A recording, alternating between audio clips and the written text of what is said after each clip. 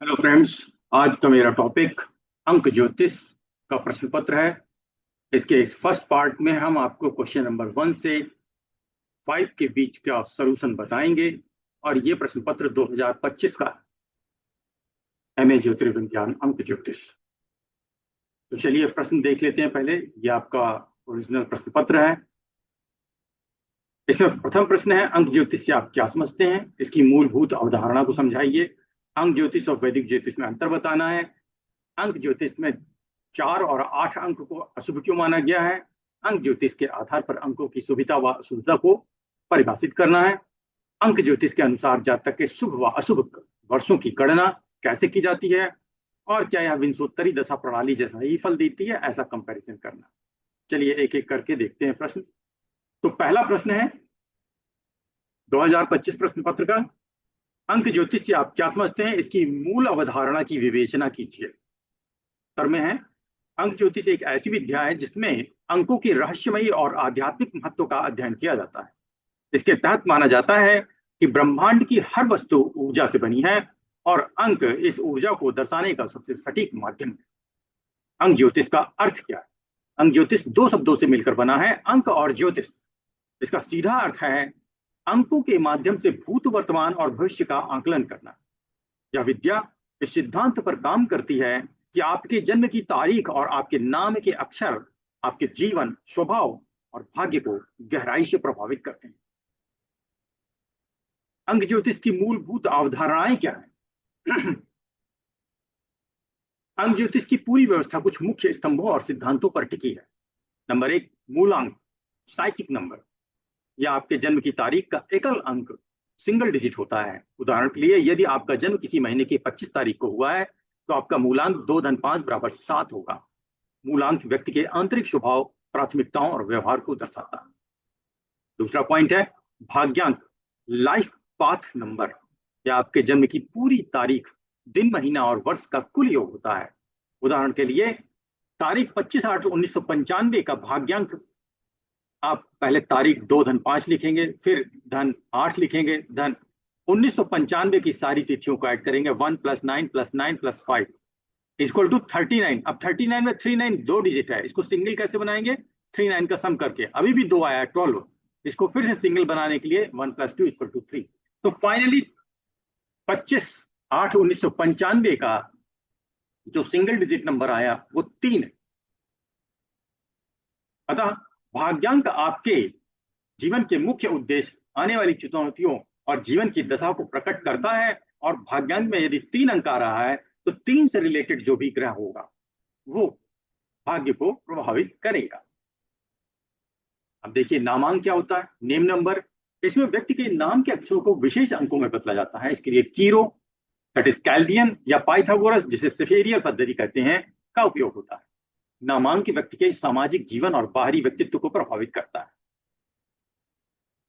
यहाँ पे हमने शेफेरियल पद्धति का ये चकर बोर्ड लगा रखा है, या नंबर सिस्टम लगा रखा है। इसमें आप देख सकते हैं शेफेरियल का दूसरा नाम पाइथागोरियन न्यूमरोलॉजी है। इसमें से 1 से 9 अंक लिए गए हैं शेफेरियल में, जबकि केल्डियन या कीरो वाले में 1 से 8 अंक लिए गए हैं। तो 1 से 9 अंक शेफेरियल में आप लिख देंगे। उसके बाद क्रमशः उसमें ABCD भरते चले जाएंगे। ABCDEFGHI 9 तक कंप्लीट हो गया, और वापस फिर से ए से शुरुआत करेंगे। JKLMNOPQR, आर कंप्लीट हुआ, उसके बाद वापस ए से शुरू करेंगे, नंबर 1 से STUVWXYZ, और सारे इंग्लिश के लेटर्स लेते हैं। इस तरह से ये शेफेरियल पद्धति हम यूज करते हैं। अब इसमें हम एक उदाहरण भी बताएंगे। यहाँ शेफेरियल पद्धति का प्रयोग करेंगे क्योंकि सटीक प्रमाण परिणाम निकालने हेतु तो अधिकतर ज्योतिष इसी पद्धति का प्रयोग करते हैं। शेफेरियल पद्धति से नामांक निकालने के लिए प्रसिद्ध नामों को अंग्रेजी अक्षर में लिखा जाएगा। फॉर एग्जाम्पल, अमिताभ बच्चन, अगर इसका हमें निकालना है शेफेरियल पद्धति से नामांक क्या आएगा, तो ए का 1 दिया है। अब आप यहाँ इसको कंपेयर कर सकते हैं। ए के आगे नीचे 1 क्यों लिखा है? क्योंकि ए 1 वाले अंक में आता है। फिर एम क्या नीचे 4 क्यों लिखा है? क्योंकि आप ध्यान दें तो 4 के नीचे एम लिखा है। और इसी तरह से 92128 + 21383815, ये बच्चन में CH 2 बार रिपीट हुआ, इसलिए 3838 2 बार रिपीट हुआ। और फिर इनको हम एक अंक में कन्वर्ट करने के लिए इन सभी का सम करेंगे, 2731, फिर 2731 का सम 58, फिर 58 को सिंप्लीफाई किया और finally we get single digit number 4। अतः नामांक 4 आया। तो अमिताभ बच्चन का जो नामांक है वो 4 है, और ये हमने शेफेरियल पद्धति से निकाला है। शेफेरियल पद्धति का सबसे ज्यादा प्रयोग करने का कारण एक ही है, वो ये है कि इसमें 1 से 9 सारे जो हमारे डेसिमल सिस्टम में अंक हैं वो लिए गए हैं, 0 को छोड़ के बाकी अंक 1 से 9 तक लिए गए। और हमारे प्लेनेट भी हम सभी को पता है कि 9 प्लेनेट होते हैं, तो इस कारण से ये ज्यादा सुटेबल और सटीक लगता है। जबकि कीरो या कैल्डिन पद्धति में 1 से 8 अंक लिए गए हैं, जबकि ग्रह अपने 9 हैं, इसलिए वो उसमें सही से बैठते नहीं, फिट नहीं आते, और यही कारण है सबसे ज्यादा शेफेरियल का यूज होने का। चलिए, अंक ज्योतिष का जो चौथा मुख्य कारण है कि अंक ज्योतिष को हम क्यों पढ़ते हैं, क्या इसका महत्व है, तो वो है ग्रहों से संबंध, अंकों का ग्रहों से संबंध, प्लैनेट कनेक्शन। तो अंक ज्योतिष में 1 से 9 तक के प्रत्येक अंक का संबंध सौर मंडल के किसी न किसी मुख्य ग्रह से होता है। तो देखिए, अंक ज्योतिष में 1 से 9 सारे अंकों को लिया गया है और सारे 9 ग्रह लिए गए हैं। पर कीरो पद्धति में जो 9वां है मंगल, उसको नहीं लिया गया है, और इसीलिए कीरो का जो पद्धति है नामांक निकालने की वो कम उपयोग में आती है, शेफेरियल ज्यादा उपयोग में आती है। तो अंक ज्योतिष में 1 से 9 तक के प्रत्येक अंक का संबंध सौरमंडल के किसी न किसी मुख्य ग्रह से होता है। अब क्रमशः 1, 2, 3, 4 सारे 9 अंक का ग्रह और उनका मेन जो काम है वो हम बताते चलते हैं। अंक 1 का सूर्य नेतृत्व और ऊर्जा का कारक ग्रह है। अंक 2 का चंद्रमा भावुकता और कल्पनाशीलता। अंक 3 का बृहस्पति गुरु ज्ञान और महत्वाकांक्षा। अंक 4 राहु ग्रह अचानक बदलाव रचनात्मकता। अंक 5 बुध, और ये मालिक है बुद्धि संवाद कौशल का। अंक 6 शुक्र प्रेम कला और विलासिता का मालिक है। अंक 7 केतु, ये हमारे आध्यात्म और अनुसंधान के स्वामी हैं। अंक 8 शनि महाराज, ये न्याय कड़ा परिश्रम और संघर्ष के स्वामी हैं। अंक 9 मंगल ग्रह, ये साहस ऊर्जा और आक्रामकता देने का कार्य करते हैं। तो जीवन में अंक ज्योतिष की उपयोगिता, आत्मज्ञान, व्यक्ति को अपनी ताकत और कमजोरियों को समझने में मदद मिलती है। करियर का चुनाव, मूलांक और भाग्यांक के अनुसार सही कार्य क्षेत्र चुनने में मार्गदर्शन मिलता है। नाम सुधार, नेम करेक्शन, लोग अपने नाम की स्पेलिंग बदलकर उसे भाग्यशाली अंकों पर लाते हैं ताकि सफलता मिल सके। महत्वपूर्ण निर्णय जैसे कि विवाह, साझेदारी या नया व्यवसाय शुरू करने के लिए अनुकूल तिथियों का चयन किया जाता है। तो यह पहला प्रश्न कंप्लीट हुआ। अब द्वितीय प्रश्न है हमारा, अंक ज्योतिष और वैदिक ज्योतिष में क्या अंतर है, स्पष्ट कीजिए। यहाँ कंपैरिजन है ज्योतिष की 2 विधाओं का, एक है अंक ज्योतिष और दूसरी है वैदिक ज्योतिष। तो क्या अंतर है? अंक ज्योतिष न्यूमरोलॉजी और वैदिक ज्योतिष वैदिक एस्ट्रोलॉजी दोनों ही भविष्य जानने और मानव जीवन को समझने की प्राचीन विधाएं हैं, लेकिन इनकी गणना, आधार और नियम पूरी तरह से अलग हैं। इन दोनों के बीच के मुख्य अंतर नीचे दिए गए। जैसे कि नंबर 1, मुख्य आधार, फंडामेंटल बेसिस क्या है इन दोनों विधाओं की। तो अंक ज्योतिष में इसका मुख्य आधार 1 से 9 तक के अंक और नाम के अक्षर होते हैं। इसमें केवल जन्म की तारीख और नाम का उपयोग किया जाता है।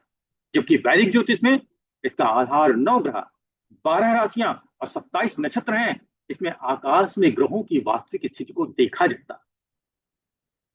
फिर दूसरा पॉइंट है इन दोनों को कंपैरेटिव स्टडी करने के लिए, वो है आवश्यक जानकारी, रिक्वायर्ड इंफॉर्मेशन।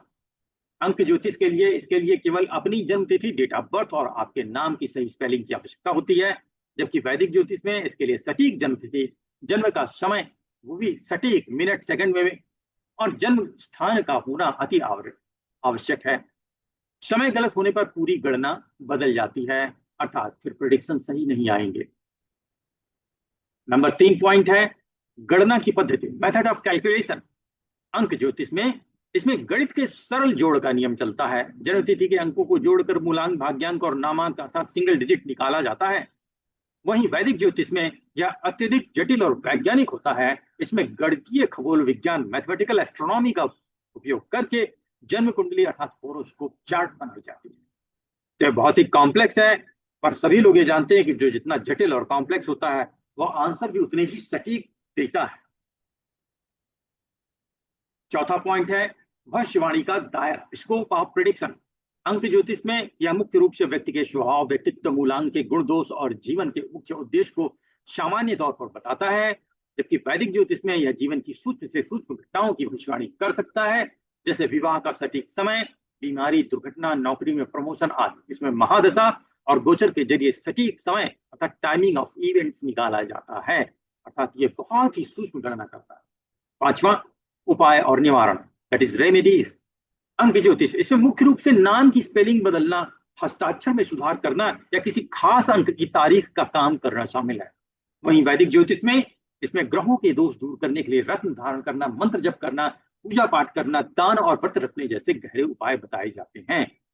अब दोनों पद्धतियों का एक क्विक तुलनात्मक अध्ययन कर लेते हैं।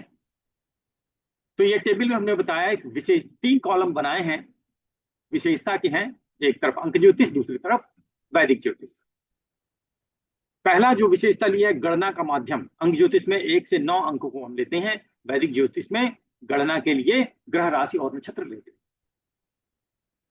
अगली विशेषता है समय की आवश्यकता। अंक ज्योतिष में जन्म के समय जरूरी नहीं है, जबकि वैदिक ज्योतिष में सटीक जन्म समय अत्यंत आवश्यक है। अगली विशेषता है मुख्य टूल क्या है इससे कैलकुलेशन का। तो अंक ज्योतिष में मुख्य टूल है मूलांक, भाग्यांक और नामांक। वहीं वैदिक ज्योतिष में जन्म कुंडली, लग्न चार्ट, नवमांश, चंद्र कुंडली इत्यादि 16 कुंडलियां होती हैं। सटीकता का स्तर क्या है? अंक ज्योतिष में सामान्य और व्यवहारिक मार्गदर्शन है, मतलब इसकी सटीकता बहुत ज्यादा नहीं है, नॉर्मल है, सामान्य। जबकि वैदिक ज्योतिष में सटीकता अत्यधिक गहरी है और यह समय वार गणना करता है, अर्थात जो भी घटनाएं हैं उसका एग्जैक्ट समय बताते हुए कैलकुलेशन करता है। तो अगर आपको एग्जैक्ट कैलकुलेशन चाहिए, सारी समस्याओं के मूल में जाके उसका निवारण करना है, तो अल्टीमेट इलाज वैदिक ज्योतिष ही देगा, ना कि अंक ज्योतिष। अब प्रश्न 3 क्या है? अंक 4 और अंक 8 को अशुभ क्यों माना जाता है? ज्योतिषीय आधार पर रेखांकित कीजिए। अंक ज्योतिष और वैदिक ज्योतिष दोनों में ही अंक 4 और अंक 8 को अत्यधिक भारी, संघर्षपूर्ण और कई बार अशुभ माना। ज्योतिषीय आधार पर इसका मुख्य कारण इन अंकों के स्वामी ग्रह और इनकी ऊर्जा की प्रकृति है। इन दोनों अंकों के अशुभ या कठिन माने जाने के मुख्य ज्योतिषीय कारण नीचे दिए गए। अंक 4 का ज्योतिषीय आधार क्या है? यह है राहु का प्रभाव। अंक ज्योतिष में नंबर 4 का स्वामी ग्रह राहु है। राहु को ज्योतिष में एक छाया ग्रह और पापी ग्रह माना जाता है। अचानक होने वाली घटनाएं, राहु का स्वभाव अप्रत्याशित है। अंक 4 के प्रभाव से जीवन में घटनाएं चाहे अच्छी हों या बुरी, अचानक और बिना किसी चेतावनी के होती हैं या अनिश्चितता और डर पैदा करती हैं। भ्रम और धोखा, राहु भ्रम का कारक है। इस अंक वाले लोगों को अक्सर गलतफहमी, धोखा, कानूनी विवाद और गुप्त शत्रुओं का सामना करना पड़ता है। विद्रोह और अकेलापन, अंक 4 वाले लोग लीक से हटकर सोचते हैं, जिससे समाज या परिवार से उनका वैचारिक मतभेद रहता है या उन्हें मानसिक रूप से अकेला बना देता है। अंक 8 का ज्योतिषीय आधार शनि का प्रभाव। अंक ज्योतिष में नंबर 8 का स्वामी ग्रह शनि या सैटर्न है। शनि को न्याय, कर्म और अनुशासन का देवता माना जाता है। अब शनि के कारण क्या प्रभाव होते हैं? अत्यधिक संघर्ष और देरी। शनि की गति बहुत धीमी है, इसलिए अंक 8 वाले लोगों को जीवन में सफलता बहुत देरी से और अत्यधिक कड़े परिश्रम के बाद मिलती है। इन्हें कुछ भी आसानी से नहीं मिलता है। कर्म प्रधान और दंड, शनि कर्मों के अनुसार फल देते हैं। यदि इस अंक का व्यक्ति अनजाने में भी कोई गलती करता है तो उसे तुरंत कड़ा दंड या भारी नुकसान, वित्तीय या शारीरिक भुगतना पड़ता है। वैराग्य और उदासी, यह अंक जीवन में उतार चढ़ाव, निराशा और कभी कभी सब कुछ खो देने का डर देता है, जिससे व्यक्ति में वैराग्य या उदासी की भावना आ जाती है। दोनों अंकों का विशेष संयोग 4 और 8 की युति। ज्योतिष में राहु 4 और शनि 8 को आपस में मित्र माना गया है, लेकिन जब ये दोनों अंक किसी के जीवन में एक साथ आते हैं, जैसे 4 तारीख को जन्म और भाग्यांक 8, या दोनों ही एक ही भाव में उपस्थित युति हो तो इसे श्रापित योग माना जाता है। यह संयोजन जीवन में अत्यधिक कष्टकारी, अप्रत्याशित दुर्घटनाएं, भारी आर्थिक नुकसान और स्वास्थ्य समस्याएं दे सकता है। अब क्या ये अंक सचमुच हमेशा अशुभ होते हैं? तो इसका सकारात्मक पहलू भी पढ़ना जरूरी है। यह समझना जरूरी है कि ज्योतिष में कोई भी अंक पूरी तरह अशुभ नहीं होता है। इन अंकों के बहुत कुछ बेहद शक्तिशाली सकारात्मक पक्ष भी होते हैं। जैसे अंक 4 की ताकत क्या है? यह अंक व्यक्ति को अत्यधिक रचनात्मक, तार्किक और क्रांतिकारी विचारक बनाता है। दुनिया के कई बड़े वैज्ञानिक और इनोवेटर्स अंक 4 वाले होते हैं, अर्थात समय की धारा को मोड़ने की क्षमता इनमें होती है। ये विश्व में बदलाव लाने की क्षमता रखते हैं और समय गवाह है कि जो लोग बदलाव लाने की क्षमता रखते हैं उन्हीं के सबसे ज्यादा दुश्मन होते हैं, उन्हीं के जिंदगी में सबसे ज्यादा संघर्ष होते हैं, क्योंकि वो नदी की धारा के विपरीत बदलाव लाने की क्षमता रखते हैं, उनमें इतनी ताकत होती है। इसलिए इन अंकों को आप हल्के में ना लें। ऐसे ही लोग विचारक होते हैं, आविष्कारक होते हैं। अंक 8 की ताकत, यह अंक व्यक्ति को अपार इच्छा शक्ति, प्रशासनिक क्षमता और अंततः बहुत बड़ी सफलता या धन देता है। जैसे बिल गेट्स और PM prime minister mister Narendra Modi, इन दोनों लोगों की कुंडली में शनि महाराज बहुत ही अच्छी पोजीशन में बैठे। अब अगर शनि महाराज इतनी अच्छी पोजीशन में है तो अपना कर्म करके देंगे। कर्म क्या है?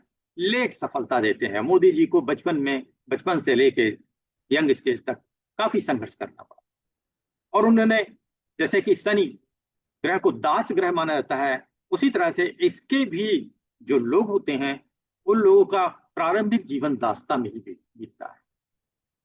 वो दास नहीं होते हैं पर कहीं ना कहीं उनके कर्म ऐसे होते हैं कि वो लोगों की सेवा करते हैं, सेवा भाव होता है। लेकिन जैसा कि शनि एक समय के बाद देर से रिजल्ट देते हैं, लेकिन जब देते हैं तो ये उतना ही बड़ा होता है जैसे शनि ग्रह बड़ा है। जैसे शनि ग्रह लंबी चाल चलता है, 3, 7 और 10, ये उसकी देखने की क्षमता है। इतना ज्यादा दूर तक कोई ग्रह नहीं देख पाता है। उसी तरह से इनके प्रभाव में रहने वाले जो व्यक्ति होते हैं उनकी दूरदृष्टि और उनका बाद में जब विकास होता है तो वो भी उसी तरह से उच्च होता है। तो ये इन दोनों ग्रहों की ताकत बहुत बड़ी है। बस कंडीशन एक ही है राहु के केस में, क्योंकि राहु भ्रम पैदा करता है, तो आप भ्रम के चक्कर में ना पड़े, क्योंकि वो छाया ग्रह है, आपको भ्रम में ले जाएगा। असलियत तो सच्चाई, रियलिटी से दूर ले जाएगा, आपको उससे दूर नहीं जाना है। वो इसका एक नेगेटिव पहलू है, पर उसका जो पॉजिटिव पहलू है कि वो तार्किक और क्रांतिकारी बनाता है, रचनात्मक बनाता है, उसका उपयोग करें और जिंदगी में बदलाव लाए। उसी तरह से शनि के केस में क्या है कि शनि दंडाधिकारी है, दंड देने का काम करते हैं, आपको दंड भी मिलेगा, डिले भी कराएंगे, इसके नेगेटिव पहलू हैं। लेकिन उसके अच्छे पहलू क्या है? यदि आप अनुशासित और ईमानदार रहते हैं तो वो अपना अच्छा फल देते हैं। इसलिए व्यक्ति को कुंडली में बहुत ज्यादा भटकना नहीं चाहिए। एक चीज आप याद रखिए कि यदि आप अनुशासित रहते हैं, ईमानदार रहते हैं, आप रचनात्मक रहते हैं, तार्किक और विचारक रहते हैं, क्रांतिकारी विचारक रहते हैं, मेहनती रहते हैं, तो आपको कोई भी ग्रह पीछे नहीं कर पाएगा और आपकी सफलताएं आपको कुंडली में कितनी भी विकट स्थिति क्यों ना हो जरूर मिलेगी। चौथा प्रश्न, अंक ज्योतिष के आधार पर अंकों की शुभता व अशुभता को परिभाषित कीजिए। अंक ज्योतिष में कोई भी अंक पूरी तरह से अच्छा या बुरा नहीं होता। अंकों की शुभता, ऑस्पिशियसनेस और अशुभता, इनऑस्पिशियसनेस इस बात पर निर्भर करती है कि वह अंक किस ग्रह से जुड़ा और आपकी जन्मतिथि के साथ उसका तालमेल कैसा है। यहाँ अंकों की शुभता और अशुभता को परिभाषित करने के लिए कुछ मुख्य आधार दिए गए हैं जो कि निम्न है। वो क्या है? नंबर 1, ग्रहों के स्वभाव के आधार।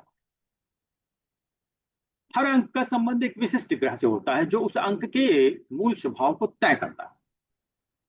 अब ये कैसे डिसाइड होगा? कुछ शुभ व सौम्य अंक कौन कौन से हैं? वो है अंक 1, इसका स्वामी कौन है? सूर्य, वो नेतृत्व कारक है, एनर्जी कारक है। नंबर 2, स्वामी चंद्रमा, ये शांति कारक है, चिंतन का कारक है। नंबर 3 बृहस्पति इसका स्वामी है और ये ज्ञान का कारक है। 5 बुध अर्थात बुद्धि का कारक। 6 शुक्र, तो यहाँ पे सुख समृद्धि का कारक। तो ये कुछ शुभ अंक है, 1 2 3 5 6। इसमें 4 8 और 9 मिसिंग है। क्यों? क्योंकि वो चुनौतीपूर्ण क्रूर अंक कहे जाते हैं। तो अंक 4 जो कि राहु इसका स्वामी है, अंक 7 केतु स्वामी है, और 8 शनि स्वामी है, और 9 जिसका स्वामी मंगल है।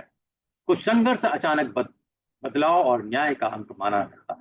यानी अक्सर लोग अशुभ मान लेते हैं, लेकिन सही स्थिति में होने पर ये अंक व्यक्ति को फर्श से अर्श पर पहुंचा सकता है, क्योंकि ये बहुत ही पावरफुल प्लेनेट हैं। और वैसे भी कहा गया है कि कलयुग में जो सबसे सफल ग्रह है वो राहु है, राहु महाराज है।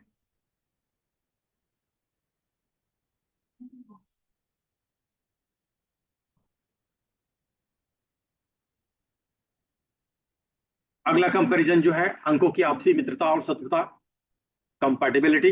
अंक ज्योतिष का सबसे महत्वपूर्ण नियम यह है कि कोई अंक आपके लिए शुभ या अशुभ, या आपके मूलांक, साइकिक नंबर और भाग्यांक, डेस्टिनी नंबर पर निर्भर करता है। शुभता का नियम, यदि कोई अंक आपके मूलांक का मित्र अंक है तो वह आपके लिए हमेशा शुभ फल, तरक्की, सुख, स्वास्थ्य लाएगा। अशुभता के नियम, यदि कोई अंक आपके मूलांक का शत्रु अंक है तो वह आपके जीवन में रुकावटें, मानसिक तनाव या असफलता का कारण बन सकता है। जैसे अंक 1 और अंक 8 को एक दूसरे का विरोधी माना जाता है। तीसरा, सकारात्मक और नकारात्मक ऊर्जा, डुअल नेचर। हर अंक के दो पहलू होते हैं। अनुकूल होने पर वह सकारात्मक प्रभाव देता है और प्रतिकूल होने पर नकारात्मक देता है। अंक 1 शुभ होने पर मान सम्मान और नेतृत्व देता है, अशुभ होने पर अहंकार और अकेलापन देता है। आप कहेंगे अशुभ कब होगा? जैसे 1 अंक अर्थात इसका स्वामी सूर्य है, नीच होके बैठ जाए तो आपको अहंकार दे देगा और अकेलापन देगा। उच्च होके बैठ जाए तो आपको मान सम्मान और नेतृत्व देगा। अंक 2 शुभ होने पर रचनात्मकता और मानसिक शांति देगा, अशुभ होने पर तनाव और अत्यधिक अभावुकता देता है। अंक 3 शुभ होने पर ज्ञान और तरक्की देता है, अशुभ होने पर घमंड और फिजूल खर्ची कराता है। अंक 4 शुभ होने पर अचानक धन लाभ और तीक्ष्ण बुद्धि देता है, अशुभ होने पर भ्रम और कानूनी विवाद देता है। अंक 5 शुभ होने पर व्यापार में सफलता और अच्छी संवाद शैली देता है, अशुभ होने पर अनिर्णय की स्थिति बनाता है। अंक 6 शुभ होने पर लग्जरी और प्रेम देता है, अशुभ होने पर अनैतिक आकर्षण और स्वास्थ्य समस्याएं देता है। अंक 7 शुभ होने पर आध्यात्मिक ऊंचाइयां और रिसर्च में सफलता देता है, अशुभ होने पर धोखा और वैराग्य देता है। अंक 8 शुभ होने पर अथाह संपत्ति और स्थायित्व देता है, अशुभ होने पर अत्यधिक संघर्ष और काम में देरी कराता है। अंक 9 शुभ होने पर साहस और ऊर्जा देता है, अशुभ होने पर क्रोध और दुर्घटनाओं का कारण बनता है। अंक 5 प्रश्न 5 अंक ज्योतिष के अनुसार जातक के शुभ व अशुभ वर्षों की गणना कैसे की जाती है और क्या यह विंशोत्तरी दशा प्रणाली जैसा ही फल देता है? इसकी विवेचना करना। सर क्या है? अंक ज्योतिष और वैदिक ज्योतिष दोनों ही जीवन के महत्वपूर्ण समय की गणना करने के लिए अलग अलग विज्ञान है। अंक ज्योतिष में शुभ अशुभ वर्षों की गणना मुख्य रूप से मूलांक, भाग्यांक और वर्ष कुंडली अर्थात पर्सनल ईयर नंबर के आधार पर होती है, जबकि वैदिक ज्योतिष में विंशोत्तरी दशा प्रणाली ग्रहों की गोचर और नक्षत्रों पर आधारित। अंक ज्योतिष में शुभ व अशुभ वर्षों की गणना करने का तरीका निम्न है। अंक ज्योतिष में किसी वर्ष के शुभ या अशुभ होने की गणना 3 मुख्य तरीकों से की जाती है। क्या क्या है क्या आप देख सकते हैं। पहला, व्यक्तिगत वर्ष, पर्सनल ईयर नंबर की गणना। यह बताती है कि कोई विशेष कैलेंडर वर्ष जैसे 2026 या 2027 में आपके लिए कैसा है। इसका सूत्र क्या है? जातक के जन्म की तारीख, धन जन्म का महीना, धन वर्तमान वर्ष, जिस वर्ष की गणना करनी है।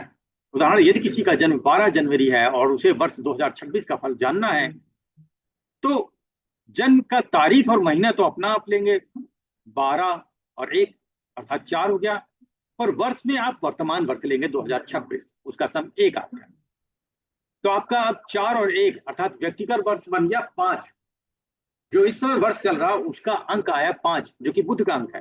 तो शुभता अशुभता का निर्धारण बुध के अनुसार होगा। यदि यह प्राप्त अंक जैसा 5 जातक के मूलांक या भाग्यांक का मित्र है तो यह वर्ष शुभ होगा। यदि यह शत्रु अंक है तो वर्ष अशुभ या संघर्षपूर्ण होगा। दूसरा तरीका, आयु के वर्ष का एकल अंक, एज ईयर ब्रेकडाउन। जातक की आयु का जो वर्ष चल रहा होता है उसका योग भी शुभ अशुभ फल तय करता है। उदाहरण, यदि जातक अपनी आयु के 52वें वर्ष में है तो 5 + 2 = 7। यदि अंक 7 जातक के मूलांक का मित्र है तो जीवन का 52वां साल उसके लिए भाग्योदयकारी होगा। चौथा तरीका है जन्म वर्ष की पुनरावृत्ति। तो आमतौर पर जातक के मूलांक या भाग्यांक से मेल खाने वाले वर्ष जीवन में बड़े बदलाव लाते हैं। उदाहरण के लिए, यदि किसी व्यक्ति का मूलांक 3 है तो उसकी आयु के तीसरे, 12वें, 21वें, 30वें, 39वें, 48वें और 57वें वर्ष बेहद महत्वपूर्ण या शुभ होते हैं। उसका कारण क्या है? 12 का सन भी सम करेंगे तो 3 आएगा, 21 का भी, 30, 39, इन सभी वर्षों का जब आप अंक ज्योतिष के हिसाब से योग करेंगे तो सिंगल डिजिट नंबर आपको मूलांक 3 ही प्राप्त होगा, जो कि उस जातक का खुद का मूलांक है। क्योंकि जातक का मूलांक और उस वर्ष का मूलांक सेम हो गया है, इसलिए इन वर्षों में उसके सारे कार्य सफल होंगे। बहुत महत्वपूर्ण वर्ष होगा, वो वर्ष उसका सबसे शुभ है। अब हम पढ़ेंगे विंशोत्तरी दशा प्रणाली का अंक ज्योतिष से तुलनात्मक विवेचन। दोनों का फल देने का उद्देश्य एक ही है, समय की शुभता अशुभता बताना, लेकिन दोनों की गहराई, कार्य प्रणाली और सटीकता में बड़ा अंतर है। इन दोनों प्रणालियों की तुलना को हम निम्नलिखित बिंदुओं से समझ सकते हैं। देखिए कैसे समझेंगे। इनका आधार दो क्लास में उन्हें बदल दिया, अंक ज्योतिष और वैदिक ज्योतिष से मिलने वाले फल, और 4 प्रॉपर्टी को हमने स्टडी किया जिनको हमने नाम दिया है आधार। तो मुख्य आधार क्या है?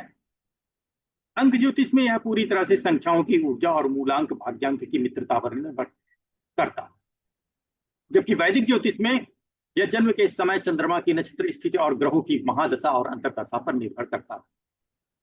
समयावधि यह अगला कैरेक्टरिस्टिक है। अंक ज्योतिष में समय की अवधि, इसकी गणना वार्षिक होती है। एक व्यक्तिगत वर्ष 1 जनवरी से 31 दिसंबर तक या एक जन्मदिन से अगले जन्मदिन तक प्रभावी रहता है। उसी जगह वैदिक ज्योतिष में इसकी महादशाएं 6 वर्ष से लेकर 20 वर्ष तक। सबसे कम जिसका दशा वर्ष है, जैसे कि सूर्य है, केतु है, इनके दशा वर्ष कम होते हैं, तो इसीलिए हमने लिखा है कि इसकी महादशाएं 6 वर्ष से लेकर 20 वर्ष, शुक्र की सबसे ज्यादा है 20 वर्ष तक की लंबी अवधि की होती है। अर्थात इनका कई वर्षों तक एक ही लॉर्ड इनको फल देता है। तो इतनी लंबी अवधि की होती हैं जो अंतर्दशा और प्रत्यंतर दशा में सूक्ष्म स्तर पर बढ़ती है। अब 20 वर्षों तक एक रिजल्ट तो मिलेगा नहीं। क्यों? क्योंकि शुक्र की महादशा है तो उसके भीतर अंतर्दशा होगी, अंतर के अंदर प्रत्यंतर होगी, फिर उसके अंदर सूक्ष्म होगी, इसलिए हर समय बदलाव मिलता जाता है। फल की गहराई, यह जीवन की सामान्य प्रवृत्तियों और मानसिक झुकाव को दर्शाता है। जैसे वर्ष यात्राओं को, यह वर्ष यात्राओं या धन संचय के लिए अच्छा है कि नहीं। अंक ज्योतिष में आपको मोटा मोटी आंसर मिल जाएगा कि यह वर्ष आपके लिए यात्राओं के लिए और धन संचय के लिए अच्छा है कि नहीं है। वहीं वैदिक ज्योतिष में यह जीवन की सटीक घटनाओं, जैसे विवाह, नौकरी का मिलना या छूटना, दुर्घटना, संतान का जन्म होगा या नहीं होगा, इसका सटीक समय एकदम पिन पॉइंट कर सकता है। बदलाव की गति क्या होगी ये भी इसमें पता चल जाता है। अंक ज्योतिष में इसमें हर साल प्रभाव बदल जाता है। जैसे इस साल पर्सनल ईयर 4 है तो अगला साल 5 होगा, श्योर है बदल जाएगा। जबकि वैदिक ज्योतिष में इसमें एक ही ग्रह का प्रभाव सालों साल तक बना रह सकता है, जब तक कि महादशा या अंतर्दशा ना बदले। तो इससे निष्कर्ष क्या निकलता है? अंक ज्योतिष की वर्ष गणना विंशोत्तरी दशा जितनी सूक्ष्म या गणितीय रूप से जटिल नहीं होती है, लेकिन यह एक बेहतरीन पूरक या कॉम्प्लीमेंट्री टूल है। तो निष्कर्ष में पहली ही लाइन पे बता दिया कि भाई अगर आपको बहुत ही सूक्ष्म सटीक जानकारी चाहिए तो आप भारतीय वैदिक ज्योतिष को अध्ययन करें और उसी से प्रेडिक्शन करें। पर आपको अगर सरफेस नॉलेज चाहिए और व्यक्ति को सिर्फ खुश कर देना है और तात्कालिक कुछ रिजल्ट मिल जाएंगे, तो आप अंक ज्योतिष की सहायता ले सकते हैं। वो एक पूरक ज्योतिष शास्त्र है, कंप्लीट ज्योतिष शास्त्र नहीं है। जब दोनों एक मत हो, अर्थात अंक और वैदिक ज्योतिष दोनों एक आंसर दे रहे हो, कैसे होगा? यदि विंशोत्तरी दशा में आपकी सूर्य की महादशा चल रही हो जो कुंडली में शुभ है,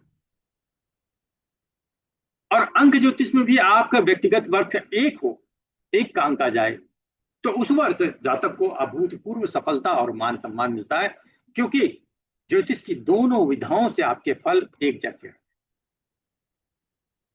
जब दोनों विपरीत हों, यदि विंशोत्तरी दशा खराब हो लेकिन व्यक्तिगत वर्ष शुभ हो, तो व्यक्ति को बड़ी मुसीबतों के बीच भी राहत के कुछ क्षण मिलते रहते हैं। संक्षेप में आप ये कह सकते हैं कि विंशोत्तरी दशा जीवन का एक्सरे है, जो अंदरूनी और सूक्ष्म घटनाओं को दिखाता है, आपके अंदर के मर्ज साफ कर देगा। जबकि अंक ज्योतिष का शुभ और अशुभ वर्ष जीवन का थर्मामीटर है, जो बाहरी वातावरण और उस वर्ष के सामान्य मिजाज को तुरंत भांप लेता है और बाहरी बदलाव कर सकता है, अंदरूनी नहीं। ये परमानेंट इलाज नहीं देगा, टेम्परेरी ट्रीटमेंट देगा, जबकि भारतीय वैदिक ज्योतिष आपको परमानेंट ट्रीटमेंट देती है। तो मित्रों, ये था अंक ज्योतिष का 2025 का प्रश्न पत्र, जिसमें प्रश्न नंबर 1 से 5 को हमने सॉल्व किया और आपको बताया। मित्रों, जिन लोगों ने अभी तक सब्सक्राइब नहीं किया, इसका कोई पैसा नहीं लगता, कोई चार्ज नहीं लगता है, मैं फ्री में आपको सारा मैटर प्रोवाइड करता हूं। प्लीज सब्सक्राइब, इससे चैनल को सपोर्ट मिलता है, आपका समर्थन मिलता है। धन्यवाद।